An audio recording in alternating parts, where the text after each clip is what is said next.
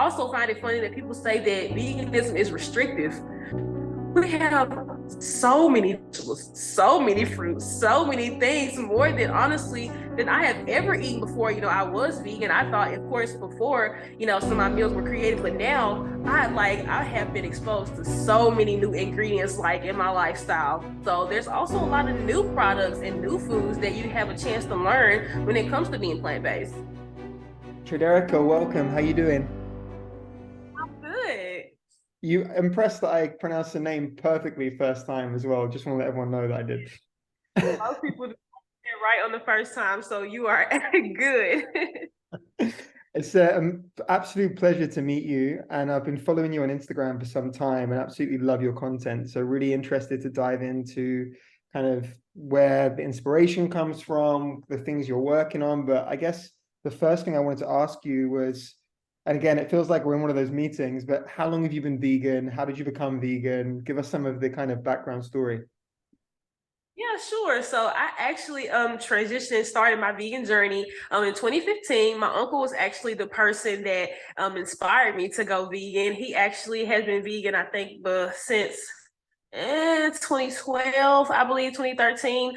And he, was talking to me about vegan lifestyle, how it affected him in a positive way. And I was like, why not? You told me all these benefits and how it helps your body. So I was just like, why wouldn't I want a healthier body? So that, just really jump started me off into the vegan world. And at that time in 2015, of course, yeah, there were definitely some vegan things like some processed items in the store. I think the brand like Garden people usually refer to, like all things like that. So I was really, trying to step my foot into that world without a whole lot of guidance.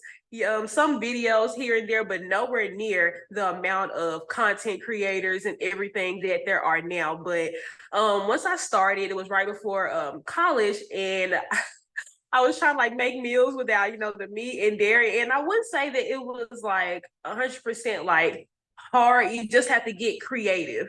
So once I started seeing like, these different meals and how, I lost, a little bit of weight, but I felt better. I was like, okay, like I think I can do this. So I was like, okay, let's go ahead and continue along this journey. Everything, continued to go well, for me. And in college, of course, I had, some backslides with the journey because I had a meal plan. Nobody really knew what veganism was. It was kind of new to, seeing this. So definitely had some difficulties in the big bars like when I went to college, but I was still able to then get myself, back on track. And because again, I knew how my body felt, having, being vegan and plant-based. So I was like, I gotta stay on, this journey. And then I met my fiance, CJ, and he actually has some, past in being vegan as well. And we actually both transitioned to like a more of a whole food plant-based lifestyle once we were together. And he inspired me to do that part of my journey. So that kind of what has led me to, do everything now and be a content creator. So we created my fiance for everything when it comes to me being whole food plant-based, having this lifestyle, because I wouldn't even be an entrepreneur if it wasn't for my fiance. I actually was, I got a offer to go to college to be in the mental health field, and he was like, you can do it. And I started my own vegan meal prep company in Memphis, Tennessee. Well, Memphis and Chattanooga. So I had my own vegan meal prep company called Transformation Vegan. And then after the pandemic, I got pregnant. And then I started my content creator journey, which is now what it is. Like now, I started that in October of 2021. And then I transitioned to Instagram because I started on TikTok and then transitioned to Instagram in June of 2022, I want to say. So I hadn't been doing Instagram that long. Once my following started coming, and once I saw it, it was like in a matter of 3-4 months, I had already reached like 100,000. I was like, whoa, like this is like going pretty fast. But like I have enjoyed, I completely enjoyed my journey with being vegan and plant based, and I'm just constantly seeing, of course, my body change, the way am I thinking mentally, emotionally. So this journey has been amazing. It's a quite a common thread, isn't it, that people go through where they first they go vegan and they think about how to recreate the meals they were already eating, and they eat a lot of processed things, and they see like, I guess, like the vegan alternatives and they just eat those first. And then later it tends to happen that we start to feel a little bit better, but we want to feel even healthier.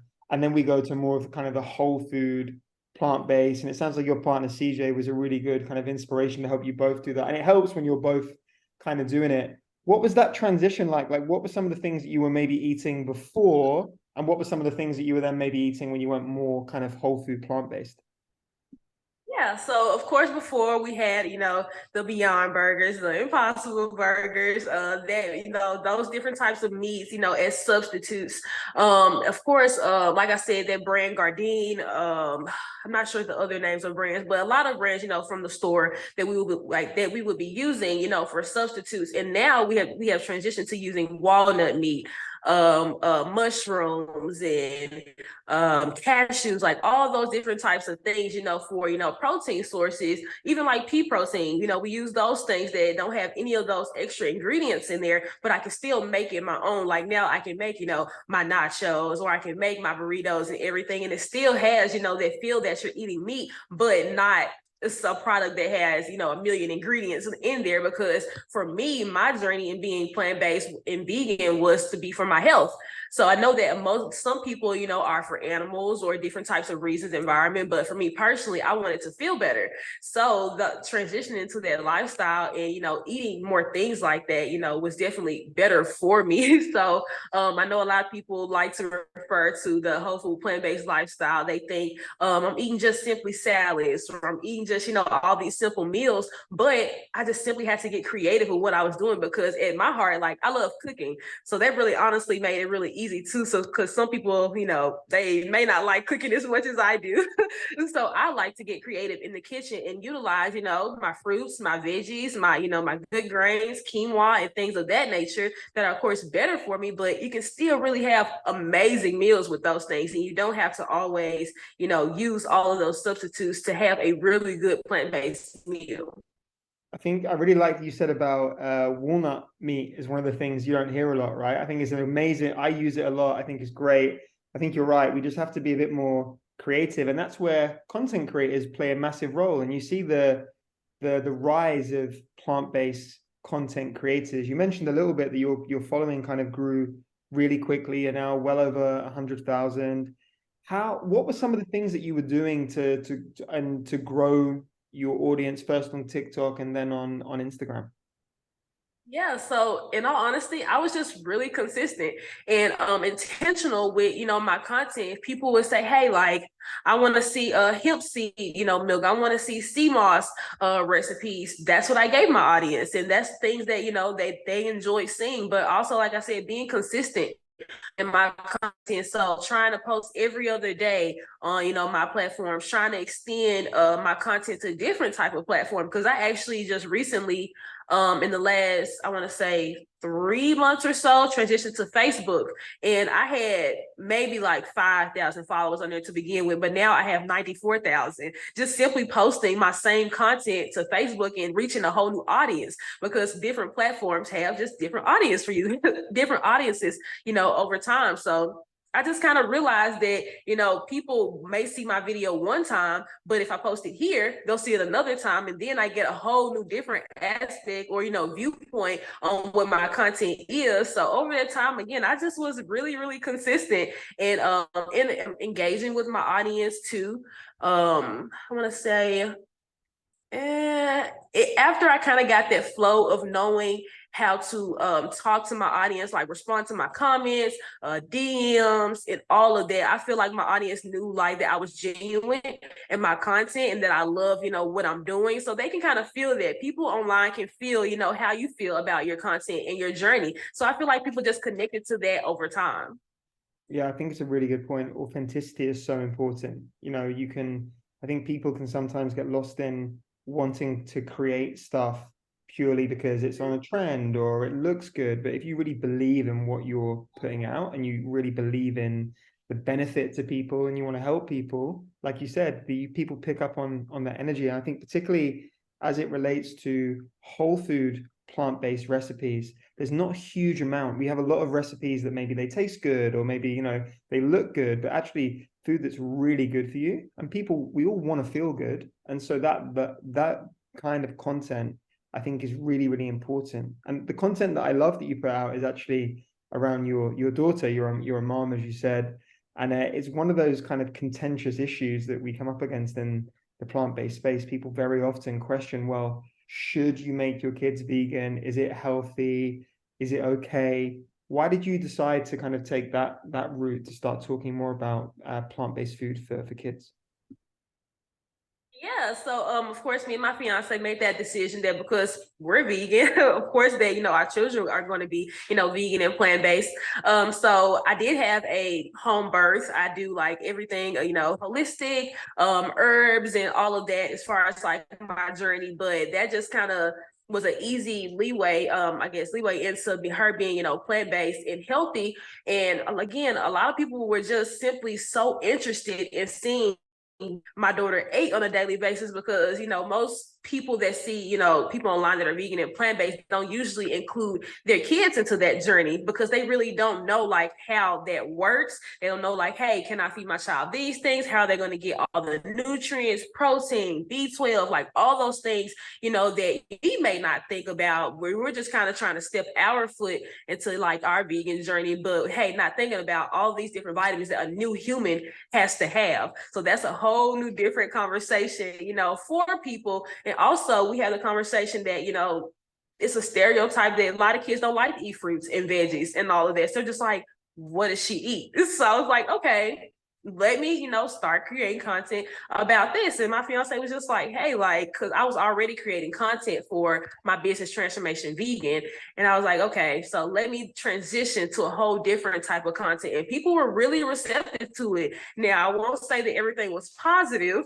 Definitely got, a lot of negativity in the beginning, again, because it's something new, something people are unfamiliar with that they don't know about. It's just simply different, and people are afraid of different a lot of the times. So in the beginning, it definitely, I would say that my journey was hard because if I'm going online and I feel like I'm making all of this positive content about my journey and trying to include my child in it, and she's loving fruits and veggies and grains, quinoa, lentil curry, like all these things that a child typically wouldn't like. And I'm just like, okay, I feel like I'm giving positive energy online. But then I was like, got those comments and those trolls like, you're a bad mom, like you need to give her meat and dairy, you're making her deficient in all these things. And I was like, it made me question myself. I was like, so if I'm healing my body through plant-based foods, why wouldn't I want the same thing for my child? It's like a easy question, to things. And if I'm willing to learn how to give her all these different vitamins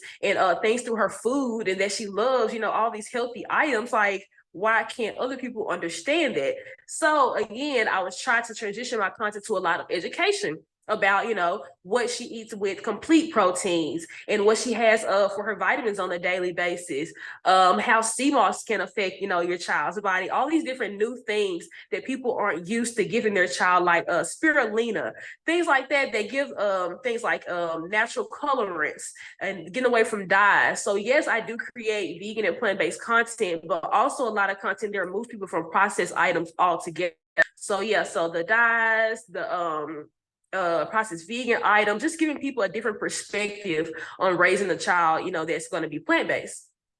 I think it's really important because there's a lot of people that will eat plant-based themselves and they'll have children and they won't necessarily know what foods to give their child, how to prepare foods so that their children enjoy eating those foods.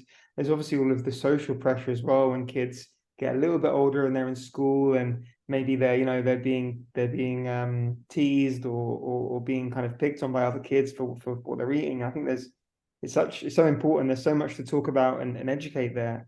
What are some of the kind of key things that parents need to bear in mind if they're going to raise their kids as plant-based? What are some of the kind of main things that they need to look out for?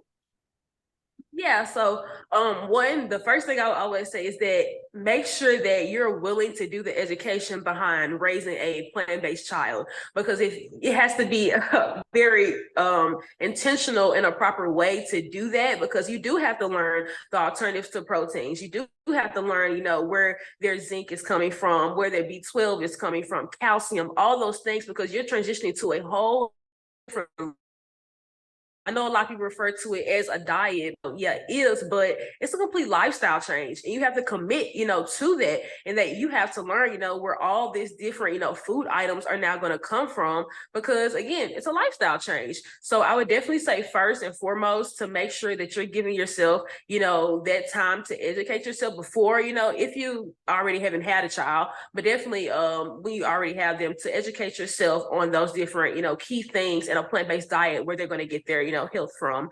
And also in the meal planning. So I learned different ways that I could give her creatively, things like quinoa. I didn't know if she would like quinoa at first. And I was like, okay, let me make quinoa fritters.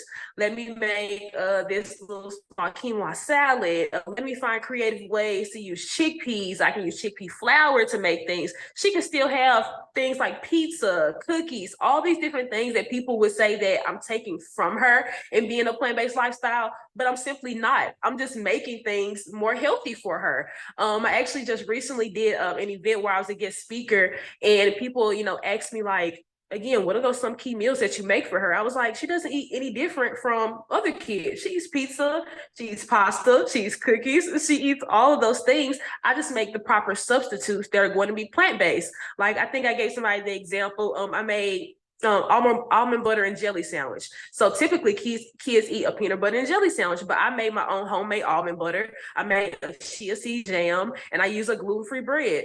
It still tastes the same, but it's just an alternative to what it was at first. And there's less sugar, there's natural sugars in there instead of adding all of those, white sugars, preservatives and all those things. So there's still the key meals that kids would eat, but it's just simply a different way in doing it. So I honestly feel like that's what a lot of people don't understand about our lifestyles. They feel like we eat so different, like out of the norm, but we just are getting creative and more healthy and intentional about the meals that we eat. Just like I said, she eats pasta.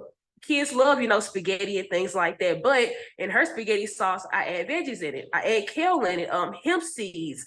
And then for her noodles, I use chickpea noodles. Again, still the same concept, but just a healthier alternative. So as soon as people, realize that it's not so much different than what you're used to, and you're just simply putting better things into your body instead of a product that has a million ingredients in it that we don't know or even are banned in other, then they'll say, okay, maybe I can do this. So that's my whole point to my content, is showing people how relatable that I can be in my lifestyle, how easy it can be, to transition. And also just simply be an example for your kids is another thing that I would say, is that because if they're eating a certain type of way, but you're eating different, that's a disconnect. So they're thinking like, well, hey, why can't I eat this? Or why can't I do that? I don't want to eat this. So it's kind of confusing for them. So that's another tip that, I would. Yeah, so that's another tip I would definitely give in this lifestyle, because I do know there are parents that, find it difficult to transition themselves in that journey, but that's your role, to be an example. That's your job. So if you're eating that way, they're like, hey, can I try that? That looks good. I see you're enjoying it. So they may be more, able to try those things if you're already giving them that anyway. Because my daughter, she's almost 3 now, and she likes kale. She likes eating greens, but it wasn't until she saw me eating the greens. She was like, hey, mommy, can I try this? Like, can I have some? Yeah, you can have some. Because I didn't, force her to eat all these things, because also I have a lot of comments that say you force her into this lifestyle and all that. But parenting and forcing is 2 different things. Like every single parent makes a choice on what they eat. So it's not forcing at all. Like that word is like just very triggering for me, like online. Like I just can't believe that some people think that I would force food down my child's throat. Like she loves every single meal that I make her. And I also, like, over time, like, I'm amazed that she even likes those things, because again, we typically don't see kids eat certain type of meals. Like her favorite meal is lentil curry over quinoa with peas. Again, that's a meal that usually adults would, eat and, may or may not enjoy, but she loves that. She loves having watermelon juice in the morning. Everything that I make for her, we love juicing together. So again, we're also building a bond upon our healthy items and our healthy food that she's going to take with her as an adult. And hey, she may not, continue to be vegan in the future, but as a parent, it was my job to give her that healthy foundation that she can take, with her as she gets older. And I also do have a lot lot of people ask me like, hey, what do you do when you guys go out? Or she goes to parties and things like that. And I just simply give her alternatives to what everybody else is having. So if they have, candy at the party, I'll give her, solely has those little fruit snacks that are just simply fruit. I let her take those with her. So yeah, she's still having snacks. She's still having, good food. But again, she doesn't have that fruit snack that has the red dye in it. She doesn't have, those things that have all the, the preservatives in it. It's still, again, a kid lifestyle. You just are taking out the bad ingredients. I think, yeah, so important. There's a few things I want to unpack from there. The first is that very often disease isn't necessarily, well, there are hereditary diseases, of course, but it's very often the case that it's just a lifestyle that's the same as the parent, right? So the parents eat and live a certain way, the kids see it and copy, and of course they end up getting the same ailments, the same illnesses, the same obesity, because they're copying what the parents do.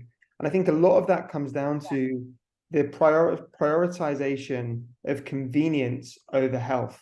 We choose convenience very often over health. So let's just grab like the store pasta sauce that's full of sugar, full of coloring, full of like all that bad stuff, rather than take the time to get 5 different veggies, tomatoes, make our own sauce, and if you think you're eating that 2 or 3 times a week over the course of a year, how much more sugar you're giving your child versus if you were going to make your own sauce, it's totally different. So I think that's a really big one.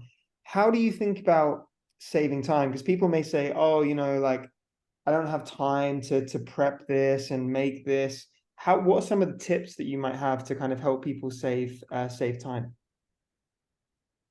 Yeah, so with saving time for myself, of course, sometimes I do make things like maybe like on a Sunday or Saturday or something like that. My lifestyle is a little bit different because again, I'm a stay-at-home mom, so I do have that time, to dedicate, to my child. But I also do give tips for parents that are, working a lot or already were making meals. So hey, you tell me what type of meals that you are already making, because if you tell me that you're making spaghetti at first, it may not be that you can buy or make, every single item, but you can get an organic pasta sauce that doesn't have, that dye in it. It doesn't have that extra sugar in it. So you can kind of, prep it up, put your other herbs and add to it. But again, you're not having to go all the way from scratch in the beginning. You're teaching yourselves to give those alternatives in their meals. Because like I said, if I make pasta, I'll trade it for chickpea noodles rather than, using white flour. So that's a simple, change that again is adding protein, adding nutrients, but it's not taking you away from the meal you were already having. So that's the kind of thing that, or kind of examples that I try, to give, parents in that. And also if you make something like, almond butter, make it in bulk. Make things, ahead of time. That is not going to go, bad in your cabinet or your fridge, so soon like you would think. So if you make that ahead of time, you can use it for a week or two and it's going to be fine. So just be intentional in planning what you're going to cook and what you're going to do in your kitchen so that it doesn't feel so overwhelming to you. And also one thing I also tell people is that when you go grocery shopping, make sure you plan and have a list. If you are newly vegan or plant-based and you try to go grocery shopping, you're going to be so overwhelmed. You're going to be so upset if you go in there and you don't have those key recipes that you like or those key products. Because if you're just going and grabbing things, you're going to grab something that's going to have bad ingredients in it. You're going to grab something that's either that or more expensive than what you're trying to spend. Because some people think that this lifestyle is very, very expensive. It does not have to be at all. So I get that comment a lot on my social media that how do you live that lifestyle? It's so expensive. I actually am spending less money now in this lifestyle than I was when I ate meat. So like you have to think about beans. You have to think about, if people eat brown rice or quinoa, like all those things are on the cheaper side rather than, eating something like, meat. They're going to be more money, but something like quinoa is a complete protein that you can do a lot with.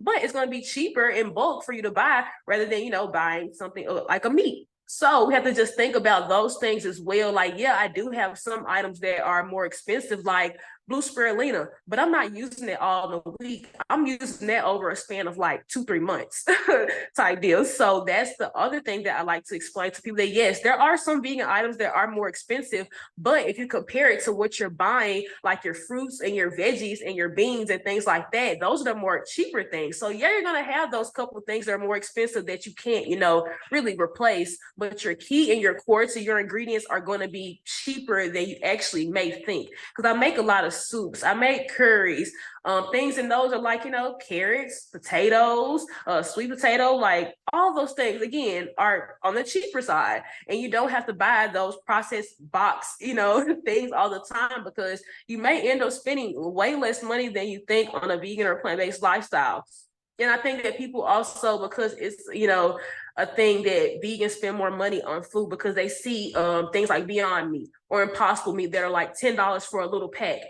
You have to move away from that, away from the processed things and go towards whole food plant-based, and you'll see that it's not an expensive lifestyle. And if it is, if you like more expensive things, then and you can afford them, then do that, but they don't have to be whatsoever.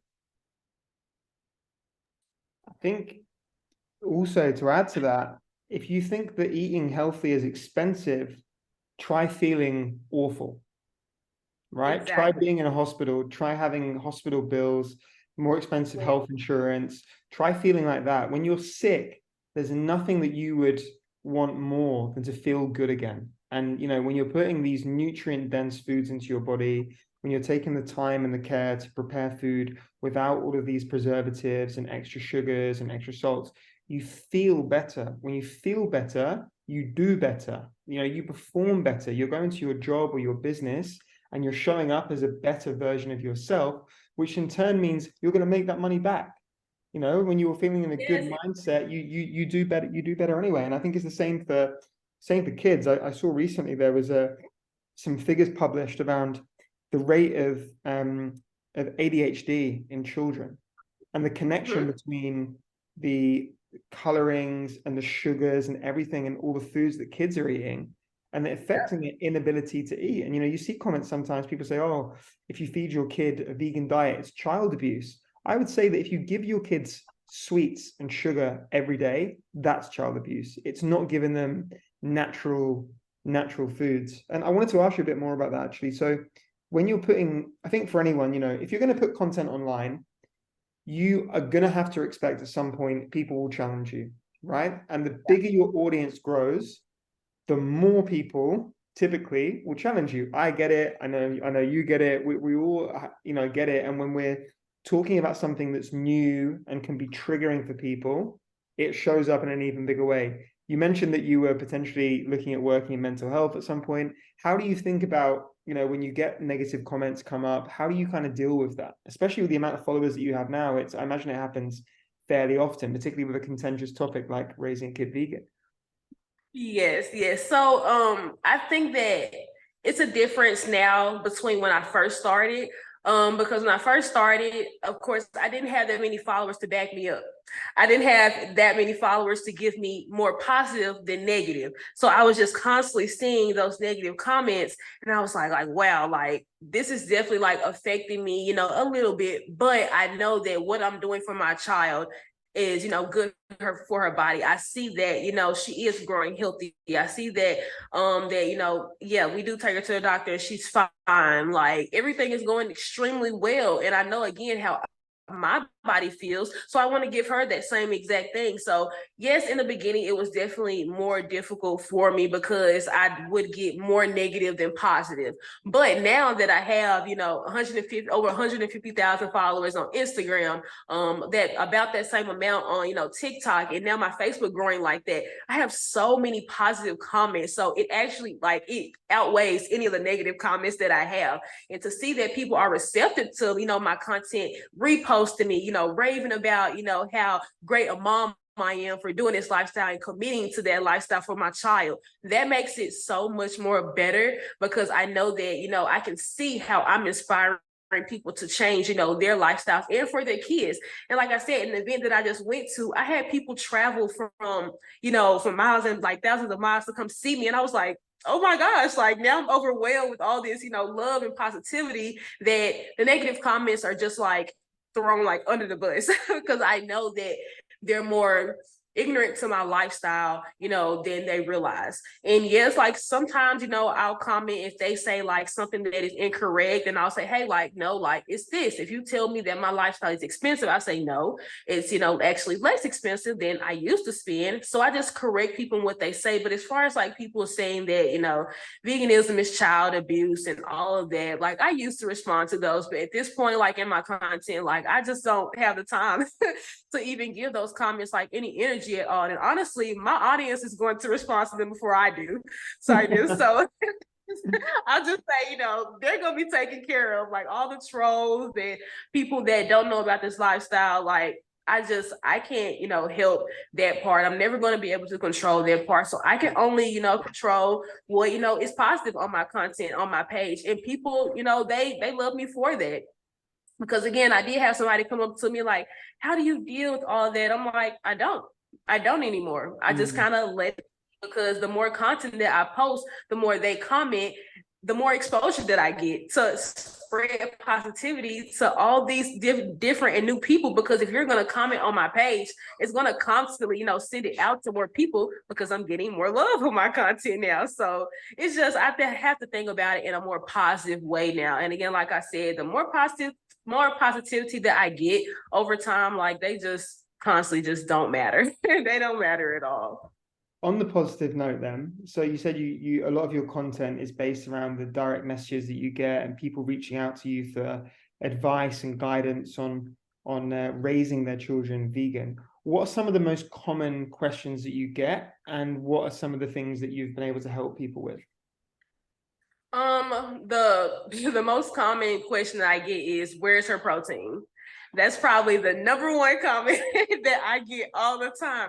And I'm just like, do we think that only meat has protein? Like we have animals that never eat meat. They eat, plant-based diets, and they're huge. Like we just don't, like, we have to actually think that we only believe that meat has proteins. And also, just because it has protein doesn't mean that it's automatically good for you, because there's other things added to it, or it's not properly treated, and all these things that can affect your body. So yeah, you may be getting that protein, but you're going to get the negative things that are going to come with it as well. So I have to educate, parents on what other things in a plant-based diet are protein and ways that you can use it, and also complete proteins.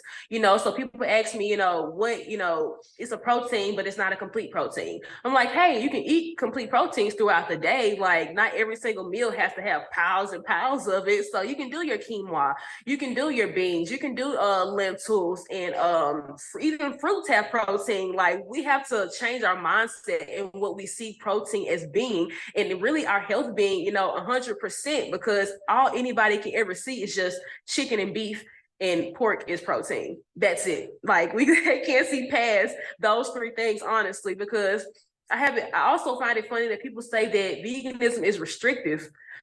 We have so many vegetables, so many fruits, so many things, more than honestly than I have ever eaten before. I was vegan. I thought, of course, before, some of my meals were creative, but now I have been exposed to so many new ingredients, like in my lifestyle, like jackfruit, like I said, blue spirulina, quinoa, like those things that we typically people don't eat. But again, I've been exposed to in this lifestyle, and it's been, better for my health. So there's also a lot of new products and new foods that you have a chance to learn when it comes to being plant-based.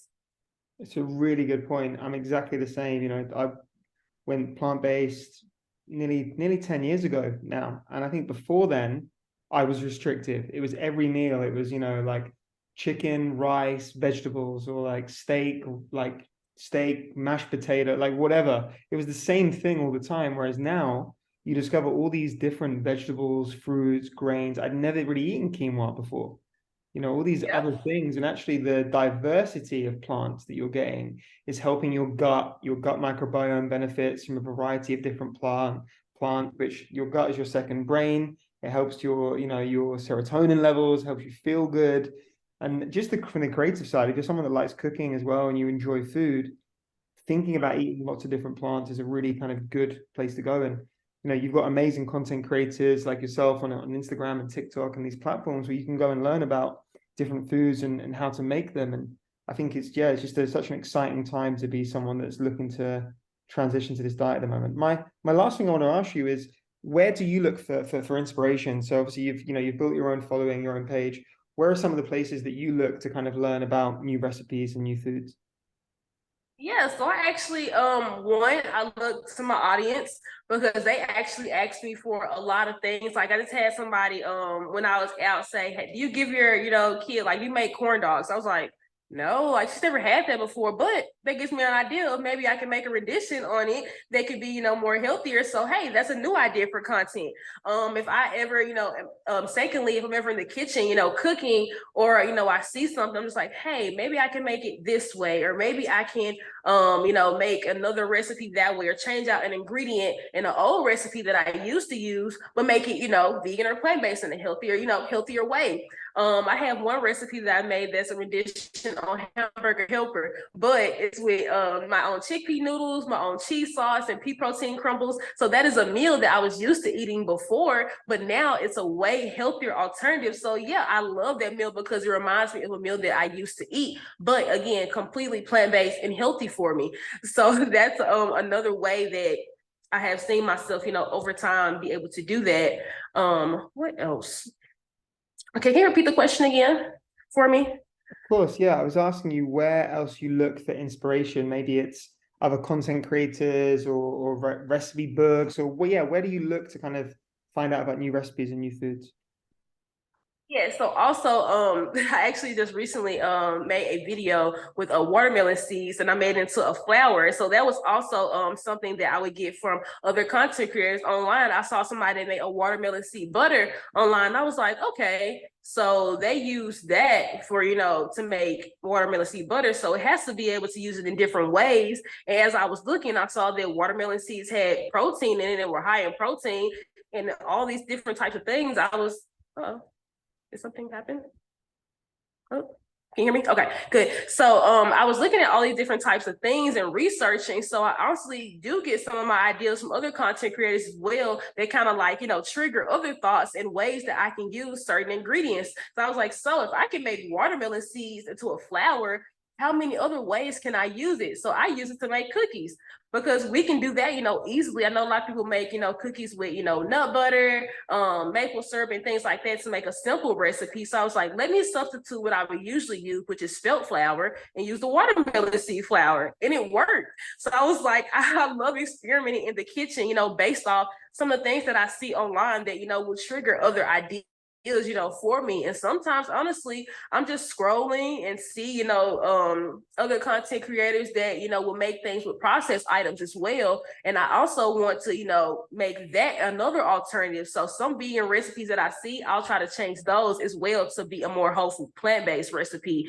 so that other people can see like, hey, like I don't have to buy all these expensive items in the store, and I can make a healthier choice for myself and still, eat, really good food. I know so many people always think like whole food plant-based is boring, it's nasty, like all those. I'm just like, what? Like, you don't like fruit?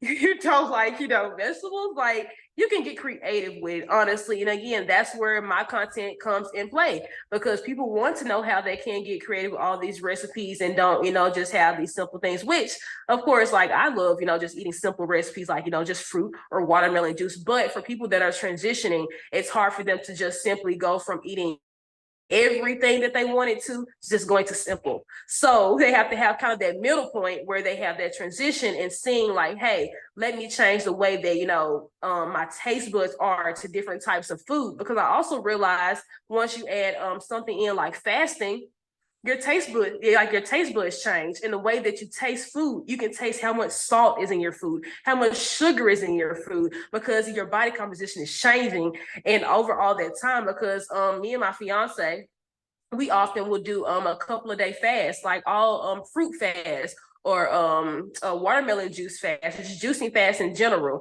And like over that time, like you go back to eating even some, vegan foods. It's like, hey, that had too much salt in it, but now I can taste it because my body is now cleansed. It has detoxed itself, and I can actually, taste what's in my food completely. I can't even imagine how food would taste to me now, like that I was eating before, when even some plant-based meals now, like I can't eat because it's just not good for my body. So going back to other ideas that I've got, online, like I love being able to also collaborate with other people online, like brands that I see that like the Nama J2 juicer that I use a lot of the time. Like I like collaborating with brands that will actually benefit, my lifestyle, and not so much of brands that, again, are in the vegan community, but not so much best for my lifestyle and what, I stand for. So I turned down a lot of, different collaborations and brand deals because they are, again, vegan, but just not healthy. So I try to give my audience, anything that I would eat. I don't want to give my audience anything that I wouldn't personally like, eat. So that's another thing that I like to, point out. People ask me like, do you really use this? Or do you really like this? Everything that I post, I use and I like. Like, I'm never going to post anything or give my audience something that is going to be detrimental to them, or I feel like that I wouldn't use on a daily basis, especially when it comes to things for my child, because a lot of my content is, plant-based toddler, vegan toddler, like all of those things that we almost always make together. So again, I'm not going to give my child anything that's going to be bad, for her. So I'm not going to give you guys anything that I feel like that's going to be bad for you either. I think one of the things that I made was elderberry syrup as a natural alternative to different types of medicines that are in the store. Because honestly, since I've had my child, like, I think she got sick maybe one time, like her first year. And ever since, like, we've had, her, like, we monitor her very closely in her health, because that, like, we're health conscious. So she rarely ever gets sick. She's active. She's smart. So I'm seeing all these things, and I'm just like, I have to explain to people how good, like, I feel about giving her this lifestyle, because we're seeing the benefits. Like, we're absolutely seeing them. And I feel like also we have to remember that just because, people are, not, vegan, that they're 100% healthy. I think also that some people have mentioned to me, is she deficient in vitamin D? A lot of people, especially people like Black people, are deficient in vitamin D, like, a lot, but they don't realize it because you're not constantly checking up on the vitamins and things that you have in your body. So majority of Black people are deficient in vitamin D, but you wouldn't know that because you're not paying attention to your health. So when you transition to a vegan lifestyle, you're getting your levels checked, and you say, hey, like, I'm all of a sudden deficient in vitamin D. No, that was not contributed to you being vegan. You were already that way. You just need to get out in the sun and stop being in the 100%. house so much. 100%. It's So the same with you hear this a lot with magnesium. Magnesium is like the biggest deficiency that people have, and they assume it's because when they go vegan, but no, you've always been deficient in magnesium. Same as B12. It's not just people that are vegan, it's that everyone's deficient in B12 because we don't eat stuff with soil on it anymore. Yeah, it's such a good point, and super accurate. I come across this a lot.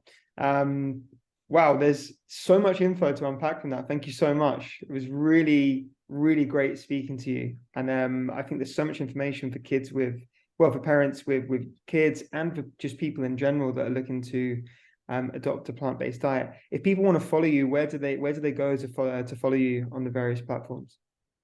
absolutely. So I have TikTok, Instagram, which are both at My Black Girl Roots. I also have YouTube, which will be at My Black Girl Roots as well. And my Facebook is going to be Tridereka Hall. You can always search me on Facebook at My Black Girl Roots, and I have a ton of content that will come up. But to officially search me, it's Tridereka Hall on Facebook and at My Black Girl Roots on all the other platforms. Amazing. And we'll tag it up. Thank you so much. So much. For having me.